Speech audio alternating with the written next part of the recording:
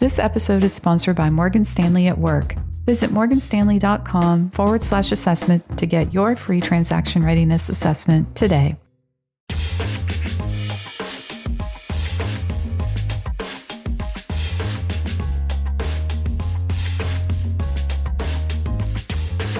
Hello and welcome back to Equity, the TechCrunch Podcast, where we unpack the numbers and the nuance behind the headlines. This is Alex, and today is February 28th, 2024, not the last day of February this year. There's one more day. It's a special February, but this is our Wednesday show. Welcome. This is where we dig into the critical startup and venture capital stories from the week thus far. And on today's show, we have a number of absolute bangers. We're talking about Microsoft putting money into Mistral AI, Thrasio's bankruptcy, Glean and enterprise AI and mega rounds in the AI era, and then two new venture funds focused on early stage startups, neither of which that have AI in their name.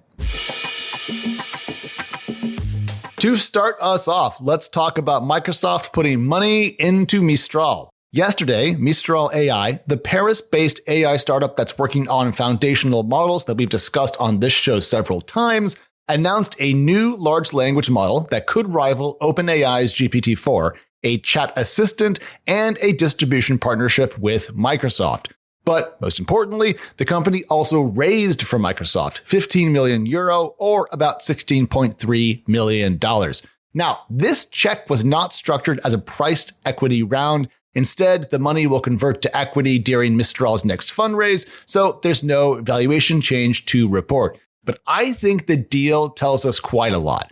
First of all, recall that Mistral raised about 385 million euro or $415 million back in December of 2023. That's just not very long ago, and I think it implies that the capital here is entirely strategic instead of needed in any cash sense. Second, Microsoft is spreading its bets somewhat. Even if its investment into Mistral is worth less than 1% of the company's current $2 billion valuation, it's still money from a big tech company into an AI foundation model firm. And finally, and I think most saliently, that regulatory oversight of tech these days is no frickin' joke. Recall that the FTC launched a, quote, inquiry into generative AI investments and partnerships, end quote, this January. The American FTC said at the time that this would, and I'm going to paraphrase just a little bit here, scrutinize corporate partnerships and investments between AI providers and big tech companies to build a better internal understanding of the relationships and their competitive impact. The companies that were called out there were Alphabet, Amazon, Anthropic, Microsoft, and OpenAI, two foundational model companies and several big tech backers. But the US is not alone. The EU is also getting involved.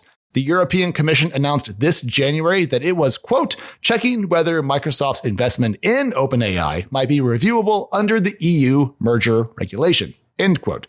So, how better to show that you are not merged with one massive AI model company, even if you own a big chunk of it, than partnering with another and taking a small equity stake? It's very cheap defense for Microsoft, which is worth several $trillion and could find 15 million euro just by collecting loose change from its various office parking lots. Still, this is good for Mistral, though. The company gets distro from a mega cap tech giant and free money. Not bad. Next up, the story of Icarus, told in startup form. After raising billions of dollars in equity and debt rounds to snap up e-commerce brands that it would theoretically centralize and then run more efficiently, Thrasio has filed for bankruptcy protection. Now, TechCrunch reports that the company has secured $90 million in emergency financing from existing lenders, so that way it can keep operating while going through bankruptcy. But oh my gosh, what a rise, and then what a fall. What happened to Thrasio? Well, I have a couple of ideas. First of all, the massive rush to push billions of dollars into e-commerce aggregators during the pandemic boom always seemed rushed, expensive, and somewhat untested at that scale. Sure, you can understand the hype, as at the time e-commerce sales were growing at a far faster clip than we had seen historically, but when you bet your business model on cheap capital and a market growth trajectory that turned out to be a short-lived trend, you can run into trouble. Since Thrasio raised its $1 billion Series D back in 2021, capital has become more expensive, aka interest rates. and e-commerce growth has slowed. That combination seems to have wounded Thrasio to the point when it's going to have to completely reboot its cap table. Brutal. Thrasio had cut staff before, so the new financial distress is not a massive shock, but gosh, the e-commerce aggregator bet seems to be a little off target in retrospect. Is your company planning to go public or conduct a shareholder liquidity program within the next 18 to 24 months?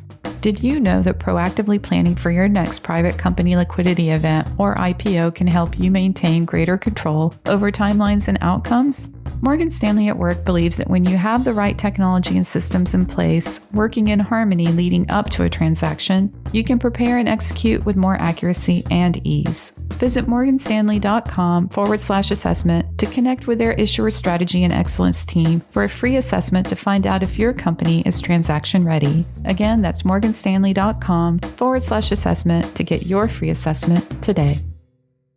Moving on, we are returning to AI because that's the way tech news rolls these days. Generative AI has known issues, TechCrunch's Kyle Wiggers writes, but one thing that it is known to be super good at is pulling answers from big buckets of data. And that skill is what Glean is betting on. The startup connects to enterprise, first and third-party databases to field plain English requests. So you can think of it as something like a custom ChatGPT for individual companies. After starting with search roots, Glean, quote, grew into a platform that analyzes a company's databases and data stores to answer employee inquiries after generative AI took off. That's according to TechCrunch.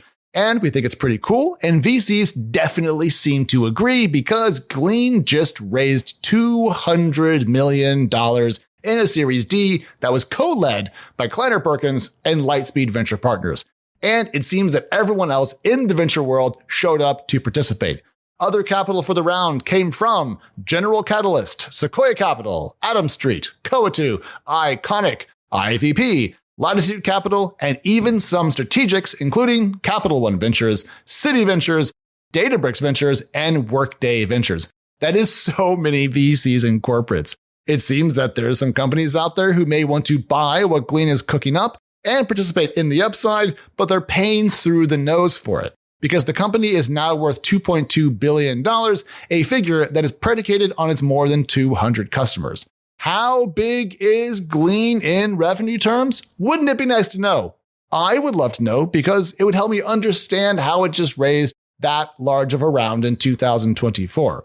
So Glean could have just shared more than just that its annual recurring revenue nearly quadrupled in the last year. I don't know really what that means. From $1 to $4? From 1 million to 4 million? From 10 million to 40 million? Who knows? Glean does, but I don't.